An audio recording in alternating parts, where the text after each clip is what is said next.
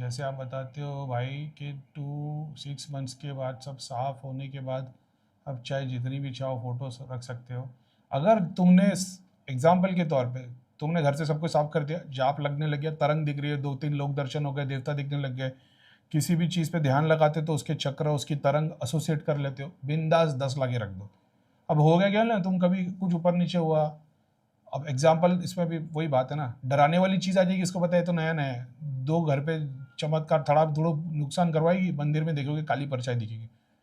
हो सकता है तुम्हारे देवता के पीछे खड़ी हो जाए, वो आगे तो नहीं खड़ी हो सकती, पीछे खड़ी होगी, तुम देखोगे अरे यार बोले ये मूर्ति पे आ गए, अब उसको लेके जाके छोड़ दोगे, हो सकता है वही प्रोटेक्ट कर रहा हो।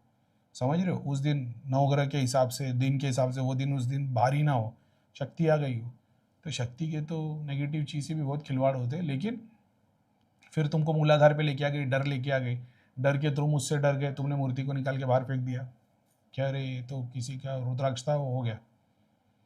तो एक ये भी बात है। दूसरा फिर तो फिर आई भी तो बोले हाँ कोई बात नहीं, जुड़े लेना, थोड़े दिन बैठ फिर चलिए ना, मैं तो यही रहूँगी, मतलब फिर वही रहे जैसा मैं रह रहा था, तू भी रह ले, तेरी मर्जी, चली जाएगी। तो ऐसा भी बहुत सारे होंगे, खुद से सीखोगे ऐसा एक्सपीरियंस करके, फ़ोटो रख सकते हैं। तो क्वेश्चन ये है, ऐसा क्या इम्पैक्ट पड़ा हर मंथ स्पिरिचुअल ग्रोथ में अब तक? भाई मेरा कोई क्वेश्चन नहीं, बट आपने पूछा सवाल के लिए, इसलिए सबके लिए पूछ रहा हूँ।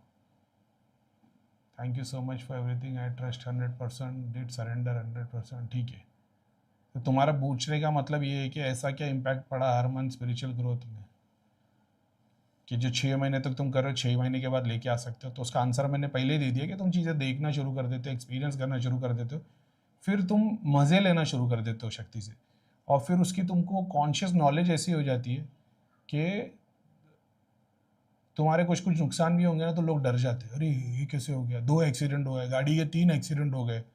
मैंने इतनी बार बताया, जो लोग मेरे से एसोसिएटेड है, जब भी वो किसी और के पास चेकिंग करवाते या इलाज करवाते, और वो अगर मसान की शक्तियों को यूज़ करता है, उनके घर पे एक्सीडेंट हो जाते हैं। छोटा मोटा कुछ भी, गाड़ी ठुक जाएगी, कुछ नुकसान हो जाएगा। जो भी मुझसे जुड़ा हुआ है, जब भी किसी ऐसे बंदे से हेल्प लेगा, या मान लो तुम मेरे से जुड़े हुए, तुम्हारा भाई किसी के पास चला गया, तो एंसेस्टर्स तो उसके भी है, तुम्हारे ब्लड रिलेटिव्स, माँ बाप, दादा दादी, नाना नानी, भाई बहन, इनमें से कोई भी किसी ऐसे के पास चला गया जो मसान की चीज़ों को यूज़ करता है, तो तुम्हारा कुछ ना कुछ नुकसान हो जाएगा। और नुकसान से तुमको पहला रियलाइजेशन हो जाएगा कि हमारी फैमिली में से कोई गया है किसी भगत के पास। करीम भाई ने सिखाया, अब तुम्हारा काम, हाथ जोड़े, त्रिलोक नगरी की शक्ति को यूज़ किया कि जो हमारे बंधन, पितर को किसी ने बांधने की कोशिश की, देवता नाराज हुए रहेंगे, माफ़ी चाहते, बस बंधन से मुक्त करो, जाप करना शुरू कर दो, 3 दिन में पूरा सिस्टम साफ। वो जो भगत बाबा के पास गया था ना, उसका पैसा भी वेस्ट, एनर्जी वेस्ट, वो बोलेगा भाई कुछ भी फर्क नहीं पड़ा।